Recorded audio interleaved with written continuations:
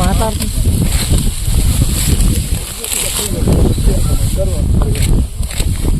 సరే చెప్పి పొలాలు కూడా దగ్గరకు వచ్చినాయి పోవడానికి పారే పరిస్థితి లేదు. అన్న నీ జల్దీ చేయాలి.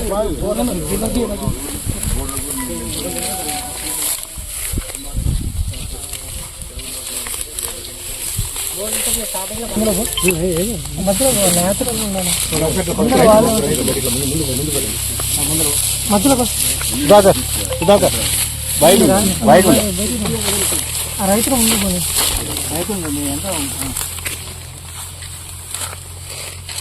నువ్వు కూర్చోవే సుధాకర్ రెడ్డి మీ నాన్న కూర్చోవే నువ్వు అది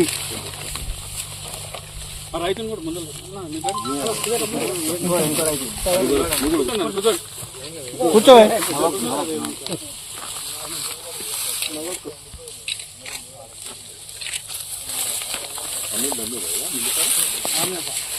రాష్ట్ర వ్యాప్తంగా నెలకొన్నటువంటి కరువు మరియు ఎంతో ఆశలతోటి రైతాంగం పంట వేసుకుంటే కనీసం నీళ్లు కూడా పూర్తిగా ఇవ్వలేనటువంటి దుస్థితిలో ఈ రాష్ట్ర ప్రభుత్వం ఉన్నది. ప్రాజెక్టులలో నీళ్లుండి కూడా మరి అధికారులు నిర్లక్ష్యం వల్ల కాలువలతోటి నీళ్లు కూడా ఇవ్వలేనటువంటి పరిస్థితిలో ఈ రాష్ట్ర ప్రభుత్వం ఈ రాష్ట్ర ప్రభుత్వానికి పూర్తిగా పట్టు రాక కనీసం అధికారులు వీరిచ్చే ఆదేశాలని అనుసరించక లేక అధికారుల మీద వీరికి పట్టు లేక ఈరోజు రైతాంగం నష్టపోతా ఉన్నది.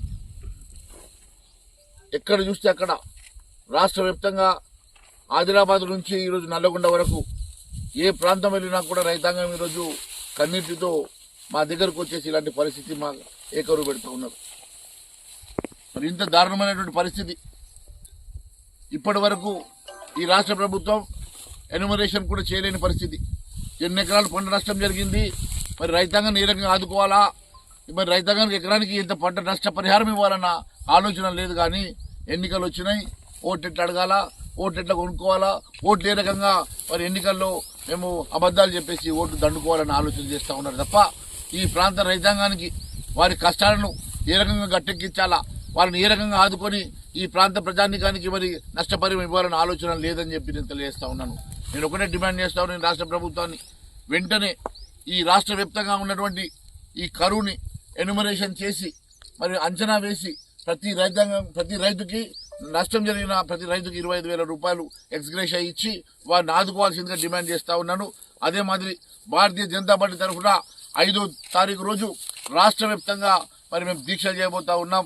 దాని తర్వాత కూడా మేము మా కార్యాచరణ కూడా ప్రకటించబోతున్నాం. ఖచ్చితంగా రైతాంగం పక్షాన మేము నిలబడతాం, వారి పక్షాన పోరాటం చేస్తాం. వారికి న్యాయం జరిగే వరకు వారి వెంట మేము నడుస్తామని తెలియజేస్తా ఉన్నాము.